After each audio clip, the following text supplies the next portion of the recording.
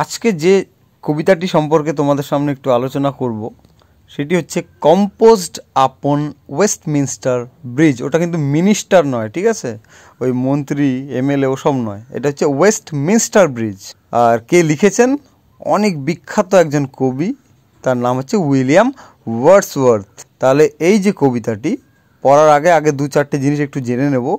সেটা হচ্ছে যে এই যে ওয়েস্টমিনস্টার ব্রিজ বললাম, এই ব্রিজটা কোথায় অবস্থিত? সেটা হচ্ছে ইংল্যান্ডের লন্ডন শহরে। কোথায় অবস্থিত? লন্ডন শহরে।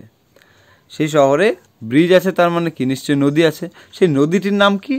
নদীটির নাম হচ্ছে টেমস।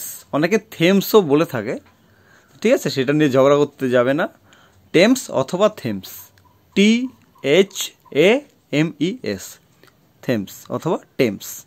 তো সেই নদীর ওপরে যে ব্রিজটি রয়েছে সেই ব্রিজটির নাম হচ্ছে ওয়েস্টমিনস্টার ব্রিজ। কোন শহরে রয়েছে? লন্ডন শহরে। এই ব্রিজ সম্পর্কে আরেকটু জানবো, সেটা হচ্ছে এই ব্রিজটি 820 ফুট দীর্ঘ, ঠিক আছে। কত বললাম? 820 ফুট। আর চওড়া হচ্ছে 85 ফুট। যদিও এগুলো এক্সট্রা কোশ্চেন হয়ে যায়, পরীক্ষায় আসবে না, তবুও বলছি একটু জেনে রাখা ভালো যে 820 ফুট দীর্ঘ এবং 85 ফুট চওড়া, ঠিক আছে। যদিও লেখা ছিল যে 1802 সেপ্টেম্বরের 3 তারিখ বা 3 সেপ্টেম্বর এটি প্রথম লেখা হয়েছিল, তবে এটি সংশোধিত হয়ে যে ডেটটি আসে সেটি হচ্ছে 31 জুলাই, অর্থাৎ 31 জুলাই 1802, ঠিক আছে। তাহলে এটাই মনে রাখবে, পরীক্ষায় আসতে পারে যে এটি আসলে কবে রচিত হয়েছিল। তখন কি দেব আমরা? 31 জুলাই 1802। আর এটি প্রথম প্রকাশিত হয় কালেক্টেড পোয়েমসে, 2 খণ্ডে, 2 ভলিউমসে, ঠিক আছে, 2 খণ্ডে প্রকাশিত হয় কালেক্টেড পোয়েমসে। এবার আমরা মূল বিষয়ে আসছি, সেটা হচ্ছে এটা কি ধরনের কবিতা? এটা হচ্ছে একটা সনেট। কি বললাম? Sonnet, SONNET, sonnet. সনেট অর্থাৎ 14 লাইনের কবিতা। আর সনেট কনসিস্টস অফ 14 লাইন্স, ঠিক আছে। এবার এক এক কবি কিন্তু এক একটা প্যাটার্নে তাদের কবিতাগুলো রচনা করেন, ঠিক আছে। সনেটের মধ্যে বিভিন্ন ধরনের সনেট হয়, তো তার মধ্যে এটা যে প্যাটার্ন লিখেছে সেটা একটু দেখে নিই। দেখো, প্রথম 8 লাইনকে বলে অক্টেভ, আর পরের 6 লাইনকে বলে সেস্টেট। অক্টেভে আবার 4 করে 2 পার্ট আছে, তো 4 লাইনকে বলা হয় কোয়াট্রেন। কি বলে? কোয়াট্রেন, ঠিক আছে। আর 3 লাইনকে বলা হয় টারসেট, TERCET। আর কোয়াট্রেন হচ্ছে QUATRAIN, ঠিক আছে। তাহলে কোয়াট্রেন অর্থাৎ 4 লাইনের পার্ট, আর টারসেট অর্থাৎ 3 লাইনের পার্ট, ঠিক আছে। আর টোটাল 8 লাইনকে একসঙ্গে কি বলে? অক্টেভ। আর 6 লাইনকে বলে সেস্টেট। তাহলে কীভাবে মনে রাখবে? অক্টেভ, অষ্টক, 8 লাইন, দিয়ে সবগুলো মনে রাখবে। অক্টেভ, অষ্টক, 8 লাইন, ঠিক আছে। আর সেস্টেট, ষষ্ঠক, 6 লাইন বা 6 লাইন্স। এসতে এস বা শতে স মেলাবে আর অতে অ মেলাবে, তাহলে কোনোদিন ভুল হবে না যে অক্টেভে জানি ক লাইন ছিল, সেস্টেটে জানি ক লাইন ছিল, এইসব আর কনফিউশন আসবে না, ঠিক আছে। তাহলে কি বললাম আরেকবার মিলিয়ে দেখো। অক্টেভ অর্থাৎ 8 লাইন, সেস্টেট অর্থাৎ 6 লাইন। এবার যখনই সনেট তোমরা পড়তে যাবে, সনেটের না একটা রাইম স্কিম থাকে, ছন্দ থাকে, ঠিক আছে। এবার এই রাইম স্কিমটা আমাদের বের করতে হবে। এটা কিভাবে বার করবে? ভালো করে শুনবে যে কবিতার যে লাইনগুলো আছে, লাইনের যে লাস্ট ওয়ার্ড অর্থাৎ শেষের যে শব্দটা, প্রত্যেক লাইনের শেষের শব্দটিকে আমরা আগে মার্ক করব। ধরো প্রথম লাইনে কি আছে? আর্থ has not anything to show more fair. এই যে ফেয়ার, লাস্ট ওয়ার্ডটা কি আছে? ফেয়ার। পরের লাইনে আবার চলে যায়, dull would he be of soul who could pass by. By আছে, দেখো ওখানে আছে ফেয়ার, এখানে আছে বাই। তাহলে যার উচ্চারণের সাথে যেটা মিলবে, ধরো প্রথমটাকে আমরা কি ধরবো? এ। তারপর এই একই টাইপের উচ্চারণে যতবার আসবে সবগুলোকে এ ধরবো। যখনই মিলবে না তখন সেটাকে আমরা পরের অক্ষর অর্থাৎ বিতে চলে যাব। ধরো আগের লাইনে আছে জল, পরের লাইনে আছে ফল। তা জলের সাথে ফল মিলেছে, তাহলে জলকে যদি আমরা এ ধরি তাহলে ফলকেও আমরা এ ধরবো। তারপরে আছে আবার ধরো আছে গাছ, তাহলে জলের সাথে ফল মিলেছে, তা জলকে এ ধরেছি, ফলকেও এ ধরেছি। কিন্তু গাছ, গাছ তো মিললো না, এর ছন্দ কি মিলছে? মিলছে না। তাহলে গাছের সাথে কোনটা মিলতে পারে? মাছ। তাহলে গাছকে আমরা বি ধরবো যেহেতু ওটা মেলেনি। তারপর পরের লাইনে আছে ধরো মাছ, মাছ তাহলে গাছ মাছ মিলেছে, তাহলে এটাকেও বি ধরবো। এইভাবে আগাবো, মানে যখন যেটার সাথে মিলবে সেটাকে ওই সেম অক্ষর দিয়ে যাবে। তাহলে এই কবিতার এবার রাইম স্কিমটা বের করি। প্রথম লাইনে কি আছে, লাস্ট ওয়ার্ডটি ফেয়ার, ফেয়ারকে আমরা ধরলাম এ। তারপরেরটা কি আছে, বাই, মিলেছে? মেলেনি, তো ফেয়ারের সাথে বাই মিললো না, তাহলে এটাকে ধরবো বি, এ তারপরে বি। পরেরটার দিকে ম্যাজেস্টি, মানে বাই এ লাস্টে ওয়াই, ম্যাজেস্টিতে ওয়াই, ঠিক আছে, তাহলে ওটা মিলে গেছে, তাহলে এখানে কি করব, এটাও বি। পরের লাইনে যাই, ওয়্যার, WEAR, ওয়্যার, তাহলে প্রথম লাইনে কি ছিল, ফেয়ার, ওটাকে এ ধরেছি, ফেয়ারের সাথে ওয়্যার মিলেছে, তাহলে এটাকেও কি ধরবো, এ। তার মানে এ, তারপরে বি, তারপরটা আবার বি, তারপরটা এ, তার মানে এ বি বি এ। তারপরে আবার বের করি, বেয়ার, দেখো বেয়ার আবার মিলেছে, তাহলে এটা আবার এ, তাহলে এ বি বি এ। তারপর কি বেরোলো, আবার এ বেরোলো। এবার লাই, ওই যে বাই লাই মিলেছে, তাহলে এটাও বি। স্কাই আবার মিলেছে, লাই বাই স্কাই সব মিলেছে, তাহলে আবার বি।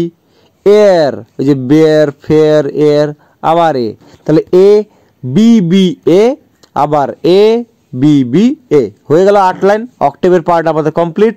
কি কি বললো আরেকবার মিলিয়ে নাও, এ বি বি এ, আবার এ বি বি এ, হয়ে গেল অক্টেভ। এবার সেক্সটেডে যাচ্ছি। সেক্সটেডে কি আছে দেখো, স্টিপ, এটা তো একদমই নতুন একটা ওয়ার্ড, আগের কোনোটার সাথে মিলছে না, তাহলে এবার পরের অক্ষরে যাবো, অর্থাৎ সি। স্টিপের সাথে পরের লাইন দেখি, হিল, স্টিপ আর হিল মিলছে, মিলছে না, তাহলে এটাকে ধরবো ডি, সি তারপরটা হলো ডি। তারপরটা দেখি ডিপ, ওই যে স্টিপ ডিপ মিলেছে না, তাহলে সি ডি, তারপরে ডিপ, তাহলে আবার সি। তারপরে উইল, হিলের সাথে উইল মিলেছে, তাহলে আবার ডি, তাহলে সি ডি সি ডি। এবার অ্যাসলিপ, দেখো স্টিপ ডিপ অ্যাসলিপ একই টাইপের, তাহলে আবার সি। তারপরটা কি আছে, স্টিল, তাহলে হিল উইল স্টিল, আবার ডি, তার মানে সিডি সিডি সিডি, তাহলে সেক্সটেডটা হয়ে গেল। এবার অক্টেভ সেক্সটেড মিলিয়ে একবার ফাইনাল চেক আপ করে নিই। A B B A, A B B A, CD CD CD.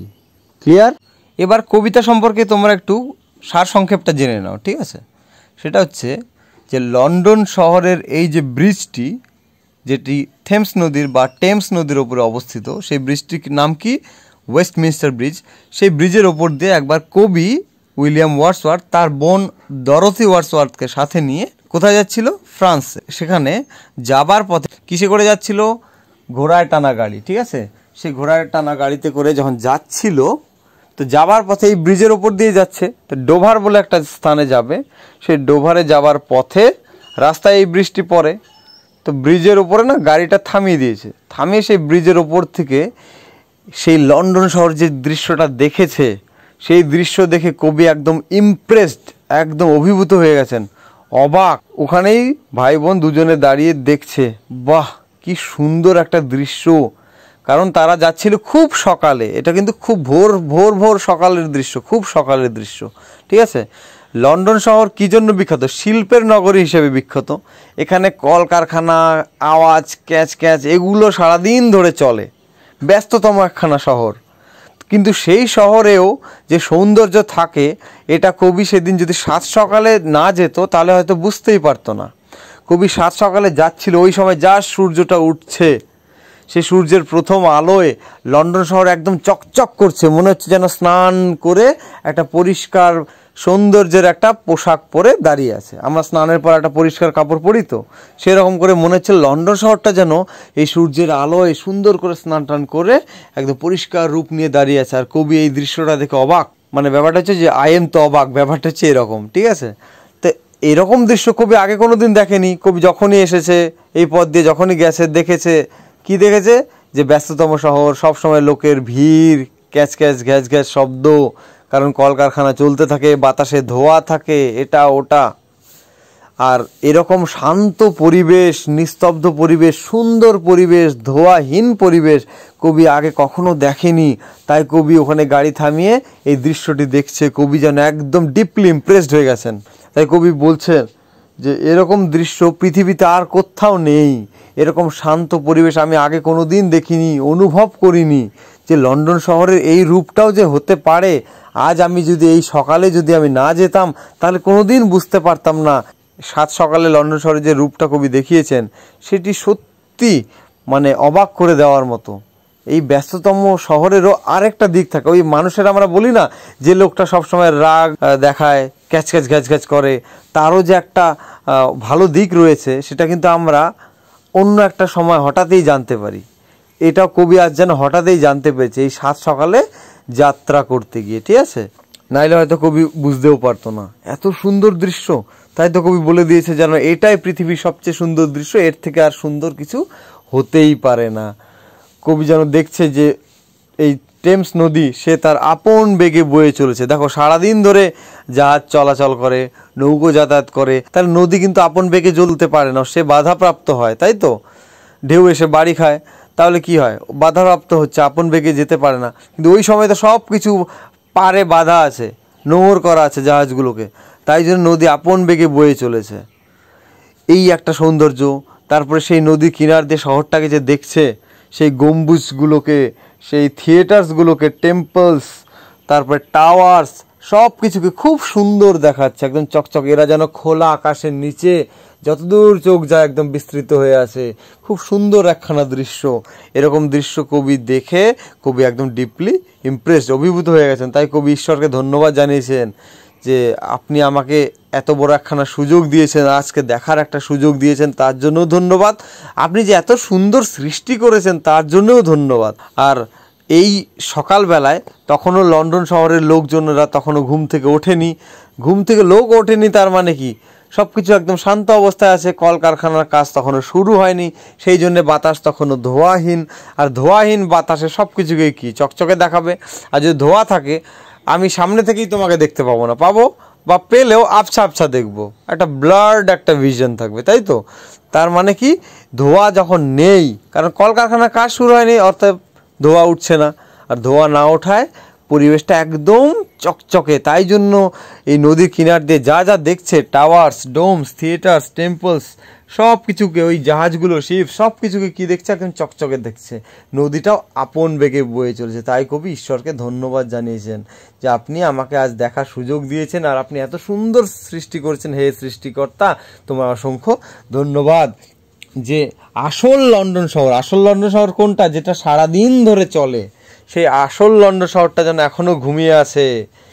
আজকে আমি এই আসল লন্ডন শহরের একটা যেন অন্য রূপ দেখতে পেলাম। এবার তাহলে লাইন বাই লাইন পড়ছি।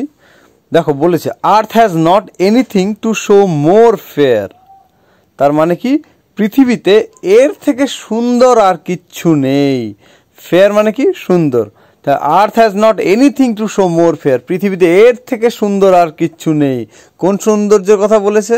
এই যে লন্ডন শহরের সাত সকালের বা ভোরের এই দৃশ্যটার কথা বলেছে, ঠিক আছে? যে পৃথিবীতে এর থেকে সুন্দর যেন আর কিচ্ছু নেই।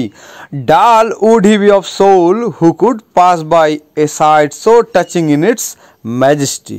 বলছে ডাল মানে কি? নিরস। তার মানে কি? যার মধ্যে কোনো অনুভূতি নেই, অনুভূতিহীন। তাহলে সাজিয়ে যদি বলি, কি বলবো? যে এরকম একটা দৃশ্যকে, এত সুন্দর একটা দৃশ্য, ভোরবেলার এত সুন্দর দৃশ্য লন্ডন শহরের, সেটিকে যদি কেউ পাশ কাটিয়ে চলে যায়, না দেখে চলে যায়, মানে তুমি রাস্তা দিয়ে যাচ্ছ, একটা সুন্দর গোলাপ ফুলের বাগান, তুমি একবারও তাকালে না, সোজা চলে গেলে, তার মানে কি বুঝতে হবে? তোমার মধ্যে সেই অনুভূতিটাই নেই, সৌন্দর্যকে উপভোগ করার মতো যে হার্ট বা সেই ফিলিং, সেই অনুভূতিটাই তোমার মধ্যে নেই, তুমি একজন নিরস। সেটাই বোঝাতে চেয়েছে যে এরকম সুন্দর দৃশ্যকে যদি কেউ না উপভোগ করে, না দেখে, পাস বাই অর্থাৎ ওভারলুক, অর্থাৎ পাশ কাটিয়ে চলে যায়, নজরআন্দাজ করা বলি না আমরা, না দেখে চলে যায়, তাহলে বুঝতে হবে সে ডাল, অর্থাৎ সে অনুভূতিহীন, সে রসকসহীন, সে হচ্ছে নিরস। A sight so touching in its majesty, একদম মহিমায় ভরা, ম্যাজেস্টি মানে মহিমা, এরকম জাঁকজমক রূপে, এরকম সুন্দর একখানা দৃশ্য। এ সাইট সো টাচিং মানে এরকম হৃদয় ছুঁয়ে যাওয়া দৃশ্য, টাচিং মানে হৃদয়কে যেন টাচ করে যাচ্ছে।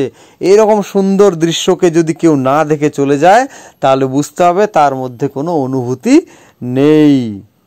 This city now doth like a garment wear. যে দিস সিটি বলতে এই শহরটা, এই শহর বলতে কোন শহর? লন্ডন শহর। এই লন্ডন শহরটা না ডোথ, ডোথ মানে হচ্ছে ডাস, এটা না একটা পোয়েটিক ইউজ, এটা পুরনো ওল্ড ইংলিশে এটাকে ডোথ বলা হয়েছে। এটা অ্যাকচুয়ালি ডাজ, আমরা বলি না he does not like it, ওই যে ডাজ, ডিও ইএস, সেটাই কবি ইউজ করেছে ডোথ। ঠিক আছে, তার মানে এই শহরটা লাইক এ গার্মেন্ট। গার্মেন্ট মানে কি? পোশাক। তোমরা জানো অমুক গার্মেন্টস বলে এরকম কোনো কাপড়ের দোকানের নাম থাকে। তো গার্মেন্ট মানে কি? পোশাক। ওয়্যার মানে কি? WEAR, ওয়্যার মানে পরিধান করা, পুট অন। তোমরা ফ্রেজাল ভার্বসে পেয়েছো। তো বলেছে যে এই শহরটা যেন একটা পোশাক পরে আছে। কিসের পোশাক? দেখি যে the beauty of the morning silent bare, সকালবেলার সৌন্দর্যের পোশাক পরে আছে। কিসের পোশাক? এটা ওই একটা সুন্দর একটা শার্ট প্যান্ট ওই রকম নয়। ঠিক আছে, এটা হচ্ছে সৌন্দর্যের পোশাক যেন পরে আছে। আর সাইলেন্ট বেয়ার, সকালবেলাটা কেমন? সাইলেন্ট, একদম চুপচাপ। বেয়ার খোলামেলা, উন্মুক্ত। কেন খোলামেলা বলছে? কারণ কোনো কিছু চলাচল করছে না, ধোঁয়া উঠছে না, আর কোনো ক্যাচক্যাচ ঘ্যাচক্যাচ নেই, তাই জন্য সাইলেন্ট আর বেয়ার। ঠিক আছে, তাহলে এইটুকুটা আরেকবার বলি। বলেছে পৃথিবীতে এর থেকে সুন্দর আর কিছু নেই। এই রকম হৃদয় ছুঁয়ে যাওয়া দৃশ্যকে যদি কেউ না দেখে পাশ কাটিয়ে চলে যায়, চোখ ফিরিয়ে নিয়ে চলে যায়, তাহলে বুঝতে হবে সে অনুভূতিহীন। আর এই শহরটা যেন একখানা সৌন্দর্যের পোশাক পরে দাঁড়িয়ে আছে।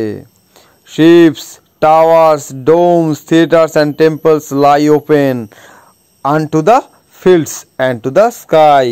আর এই যে শিপস, জাহাজগুলো কোথায় আছে? সেই লন্ডনের টেমস নদীতে। ঠিক আছে, টেমস নদীর পাড়ে এগুলো নোঙর করা আছে। সেই জাহাজগুলো চুপচাপ রয়েছে। তারপর টাওয়ার্স বলতে কোন towers? Towers of London, London শহরের যে বিশেষ টাওয়ারগুলো। ঠিক আছে, এখানে সেই টাওয়ারগুলোর কথা বলেছে। মানে এগুলো কিন্তু সেই টাওয়ার্স, বিশেষ টাওয়ারগুলো যেগুলো 11 শতাব্দী 11th সেঞ্চুরিতে তৈরি হয়েছিল। ঠিক আছে, এগুলো ওই টেমস নদীর উত্তর তীরের দিকে আছে। ঠিক আছে, কোন দিকে আছে? উত্তর তীরের দিকে। যাই হোক, ওগুলো না জানলেও চলবে, শুধু জেনে রাখো টাওয়ার্স অফ লন্ডন। ঠিক আছে, লন্ডন শহরের সেই টাওয়ারগুলো, জাহাজগুলো। ডোমস মানে কি? গম্বুজ কেমন হয়? ছাদটা হয় গোল টাইপের। ঠিক আছে, সেই গোলাকৃতি ছাদের, সেটাকে বলা কি? গম্বুজ। এখানে গম্বুজ কোনটাকে বলেছে? Actually Saint Paul's Cathedral. কি বলে? Saint Paul's Cathedral. নামটা মনে রাখবে। এখানে কিন্তু যে কোনো গম্বুজকে বোঝায়নি, একটা নির্দিষ্ট গম্বুজ, সেটা হচ্ছে কি? Saint Paul's Cathedral. ঠিক আছে, তো সেই সেন্ট পলস ক্যাথিড্রাল যে গম্বুজটা রয়েছে, সেই ডোমস। তারপর থিয়েটার্স মানে কি? নাট্যমঞ্চ। লন্ডন শহরে প্রচুর নাট্যমঞ্চ রয়েছে, বিখ্যাত। তাই জন্যে সেই নাট্যমঞ্চগুলোকে। অ্যান্ড টেম্পলস, দেবালয় বলো বা টেম্পলস বলতে এখানে বিশেষ টেম্পল মানে টেম্পল চার্চ সংলগ্ন যে এলাকাটা আছে সেটাকে বুঝিয়েছে। ঠিক আছে, সেগুলো খোলা অবস্থায় মাঠের মধ্যে যেন বিস্তৃত হয়ে আছে, খোলা আকাশের নিচে এগুলো আছে। একদম যতদূর চোখ যা দেখা যাচ্ছে এগুলোই যেন বিস্তার করে সুন্দর করে দাঁড়িয়ে আছে, যেন সাত সকালে সুন্দর একটা পোশাক পরে স্নান টান করে একদম চকচকে বস্ত্র পরে দাঁড়িয়ে আছে। আর এরকম সুন্দর দৃশ্য কেউ যদি না দেখে চলে যায়, তাহলে বুঝতে হবে সে অনুভূতিহীন। তাহলে এই দুটো লাইন আরেকবার বলে দিই, যে সকালবেলার সৌন্দর্যের পোশাক পরে যেন এই শহরটি দাঁড়িয়ে আছে। আর সেই জাহাজগুলো, সেই টাওয়ার্সগুলো, কোন টাওয়ারগুলো? সেই বিশেষ টাওয়ারগুলো, লন্ডন শহরের সেই বিশেষ টাওয়ারগুলো যেগুলো 11th সেঞ্চুরি বা 11th শতাব্দীতে তৈরি হয়েছিল, সেই টাওয়ারগুলো। তারপরে ডোমস, সেই গম্বুজগুলো। গম্বুজ কী জিনিস আগেই বলেছি? গোল ছাদওয়ালা ঘর। ঠিক আছে, সেই গম্বুজগুলো। এখানে কোন গম্বুজটার কথা বলেছে? Saint Paul's Cathedral. ঠিক আছে, তাহলে সেই সেন্ট পলস ক্যাথিড্রাল। তারপরে থিয়েটার্স, নাট্যমঞ্চগুলো। ঠিক আছে, যেখানে নাটক হয় সেই নাট্যমঞ্চগুলো। তারপর টেম্পলস, দেবালয়। বিশেষ করে এখানে সেই টেম্পলস বলে যে জায়গাটা আছে, টেম্পলস চার্চ, তার সংলগ্ন এলাকাটাকে বুঝিয়েছে। সেই জায়গাগুলো সব কিছু খোলা আকাশের নিচে বিস্তৃত হয়ে রয়েছে। ঠিক আছে, আর এরকম দৃশ্যকে কেউ কিভাবে পাশ কাটিয়ে চলে যেতে পারে? তাই তো কবি অবাক হচ্ছেন যে এরকম দৃশ্য যদি কেউ না দেখে চলে যায়, তাহলে সে নিশ্চয়ই ডাল অর্থাৎ নিরস। All bright and glittering in the smokeless air. Smokeless air কেন বলছে? স্মোক মানে কি? ধোঁয়া। স্মোকলেস মানে কি? ধোঁয়াহীন। তাহলে এয়ার মানে বাতাস, তোমরা সবাই জানো। তো বলেছে যে এই ধোঁয়াহীন বাতাসে এই জিনিসগুলো যেগুলো নাম বললাম, এই যে ships, towers, domes, theatres, temples, এই জিনিসগুলো সব কিছুকে যেন চকচকে দেখাচ্ছে। কেন? কারণ বাতাস তখনও ধোঁয়াহীন কেন? কারণ অত সকালে লন্ডন শহরের লোকজনও ঘুম থেকে ওঠেনি, সেই জন্য কলকারখানার কাজও শুরু হয়নি। আর কলকারখানার কাজ শুরু না হলে ধোঁয়া উঠবে না, তাই জন্যেই বাতাস তখনও ধোঁয়া মুক্ত। সেই জন্য এরকম খোলামেলা পরিবেশে সব কিছুকে যেন চকচকে দেখাচ্ছে। ঠিক আছে, এই হয়ে গেল তোমাদের অক্টেভ। এবারে চলে যাচ্ছি sestet. Never did sun more beautifully steep in his first splendour. কবি বলেছেন যে সূর্যটাও যেন এত সুন্দরভাবে, এতটা খারাপভাবে কোনোদিন কিরণ দেয়নি আজ যেমনটা ভাবে দিচ্ছে এই লন্ডন শহরের উপরে। মানে বোঝাতে চাচ্ছেন যে কবি যে লন্ডন শহরের ওপর আজ যেন সূর্যেরও যেন এক বিশেষ কৃপা হয়েছে, সূর্যটাও যেন আজকে তার সমস্ত আলো আছে ঢেলে দিয়েছে লন্ডন শহরের উপরে। তাই তো কবি বলেছেন যে তার প্রথম কিরণে সূর্যও যেন এত সুন্দরভাবে আলো কোনোদিন যেন ফেলেনি আজ যেমন করে ফেলেছে। যে নেভার ডিড সান মানে সূর্যটা আগে কোনোদিন যেন এমনটা করেনি। মোর বিউটিফুল স্টিপ, স্টিপ মানে কি খাড়া, মানে খারাপভাবে যেন কোনোদিন আলো ফেলেনি আজ যতটা ফেলেছে। মানে আজ যেন বাকি সব দিকে হালকা আলো দিচ্ছে, আজ যেন সমস্ত আলোই যেন এখানে ঢেলে দিয়েছে। কবি এইভাবে তুলে ধরেছে ব্যাপারটাকে, ঠিক আছে। সেই valley, rock or hill, valley মানে উপত্যকা, রক অর্থাৎ টিলা, বড় বড় সেই প্রস্তরখণ্ড, ঠিক আছে, এবং পাহাড়গুলো, সেই সব কিছুর উপরে সূর্যের আলো পড়ছে আর সব কিছুকে সুন্দর দেখাচ্ছে। সূর্যের প্রথম আলোটা যখনই এই ভ্যালি, রক অর হিল এই সমস্ত কিছুর উপরে যখন পড়ছে, মনে হচ্ছে একদম যেন আলোয় ভরে গেছে, একটা অপূর্ব সুন্দর একখানা দৃশ্য। Never saw I never felt a calm so deep. তাই কবি বলেছে যে নেভার স আই মানে আই নেভার স, এরকম সুন্দর দৃশ্য আমি কোনোদিন দেখিও নি, কোনোদিন অনুভবও করিনি। এ কাম সো ডিপ, কাম মানে শান্ত, বানানটা দেখে নাও, CALM, কাম মানে শান্ত। আরেকটা কাম আছে COME, কাম মানে আশা, সেটা নয় কিন্তু, হ্যাঁ। এ কাম সো ডিপ, একটা শান্ত গভীর পরিবেশ আমি কোনোদিন দেখিও নি, কোনোদিন অনুভবও করিনি, আজ যেটা আমি অনুভব করতে পারছি। দ্য রিভার গ্লাইডেথ, গ্লাইড এটাও একটা ওল্ড ইংলিশের ইউজেস, ঠিক আছে, মানে কবি এটা ইউজ করছেন। গ্লাইড মানে বয়ে চলা।